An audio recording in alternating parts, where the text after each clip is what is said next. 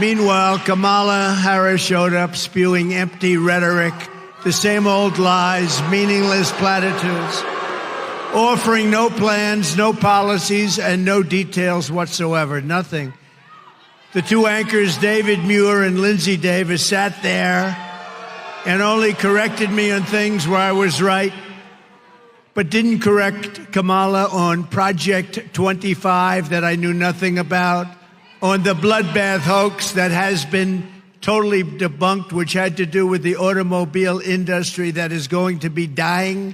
It's dying under this administration. They're all going to be shipped out to China. And everybody in the automobile industry making, manufacturing automobiles, vote for Trump. We're going to bring back that industry. These people are killing it. She talked about knowing it was all false. She talked about the Charlottesville hoax, and these people did nothing about it, which has been totally debunked, as they say, by Snopes and Snoops and everybody else. And go look it up. Go to Snoops, whatever the hell that is. Now, I hear that's a liberal site, and they came out totally in favor of me. This got to be a bad thing, but they said they gave you total phony stories. Kamala Harris said that no state allows abortion in the 9th month, which is a complete and total lie. They do. They do. And even after birth in some cases, she claimed, I want to monitor women's pregnancies. I don't want to do that. I don't want to. It's a total lie. I don't want to do that. Women, I won't be following you around to the hospital monitoring. No, she made it up. She's a liar. She doesn't work at McDonald's. She said she worked at McDonald's, right? Right? She worked at McDonald's and she was working so hard. There's only one problem. She didn't work at McDonald's. She's a liar. Liar. She claimed that I want to deny people IVF treatment when, in fact, I want to require insurance companies to pay for it. And I came out totally in favor of IVF. That's fertilization for the men in the audience. I wish we got a lot of tough ones here.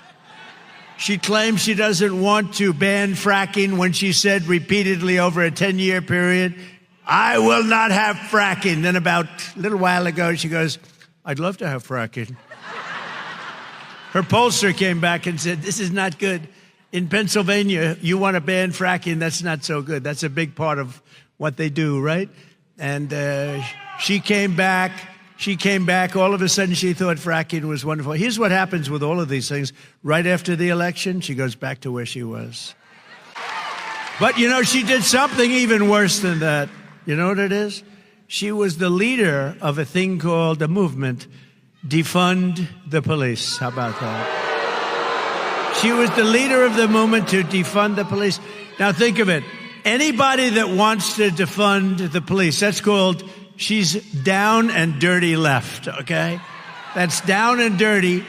If she's in there for a week at defund the police, we don't want her to be president. We don't want her for anything, frankly. But all of a sudden, she says, no, I never said it. You know, she actually goes around saying she never said it. But we've got like 10 years of tapes where she's saying it. With the guns, with the fracking, with everything we mentioned. She had many years of tapes. But the public was not fooled. They saw right through it. Kamala's lies and unprecedented partisan interference of two low-life anchors. They're low-lives.